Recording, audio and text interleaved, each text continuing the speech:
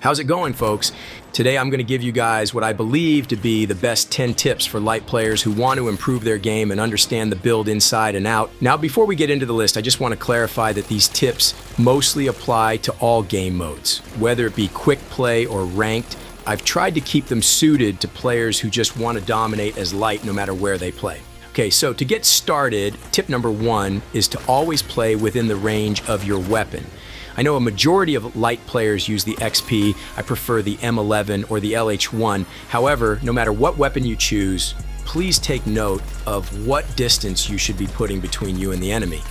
It's crazy how many people pick the XP and try to have a mid-range trade with an FCAR player.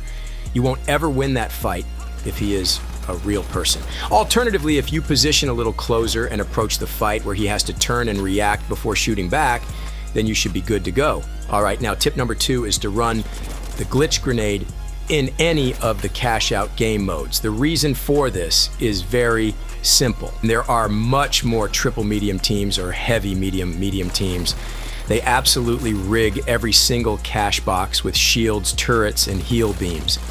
If you are the only light on your team, you need to counter these devices, and the easiest way is to use the glitch grenade. Not only will you disable shields, but it usually causes those players to panic and look for cover before shooting back. Okay, so tip number 3 applies to a very small group of players. But if you use the double barrel shotgun, it's important to know that aiming down sights will not improve the spread or accuracy of the gun. So don't feel the need to line those shots up every time. Okay, looking at another unique tip for number 4. I know that there are more and more players trying out the LH1, but are struggling with how the sights look when aiming. This is similar for the M11 as well. To fix this problem, I'd recommend getting an external crosshair and turning it on when playing the finals. I've noticed a massive difference in my aim with and without the crosshair. Now, tip number 5 is to use the stun gun in the most effective moments. First of all, the stun gun is the same as running defibs for medium. It's a must. Second of all, instead of leading your fights with the stun, I want you to think of it as a pause button. If you can use the stun to cancel enemies from stealing a cash out or depositing cash, then you will have effectively saved your team a lot of objective points, assuming you follow up by killing the stealing team. All right, now tip number 6, I'm going to display on screen the most commonly agreed upon light build for ranked. This is a simple tip that gives you an indicator of what top players use. Next up is tip 7. This is probably the most important trait to carry as a light player. Please individualize your enemies before taking on the fight.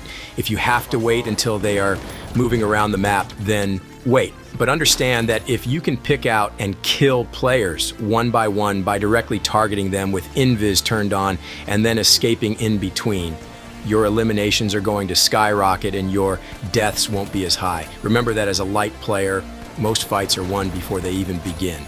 Tip number 8, play to the game's timings. This is very simple, but you just need to know things like it takes 8 seconds for your health regeneration to start, and if you shoot a player right after the 8 seconds, it will reset that timer for them.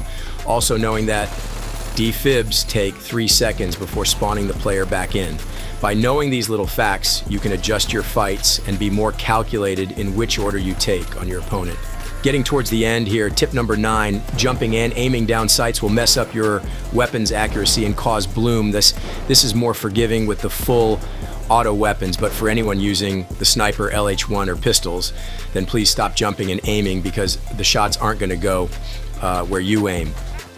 And finally, tip number 10, the gateway portal allows you to throw equipment and shoot grenades through it. This can be a great way to mess up the area of a cash box without having to expose you or your teammates to that room. And that is my top 10 list completed. If you have any other tips that you think I should have mentioned, then feel free to comment and share them under this video. Thanks very much for watching. Ratings and follows are greatly appreciated. Bye-bye now.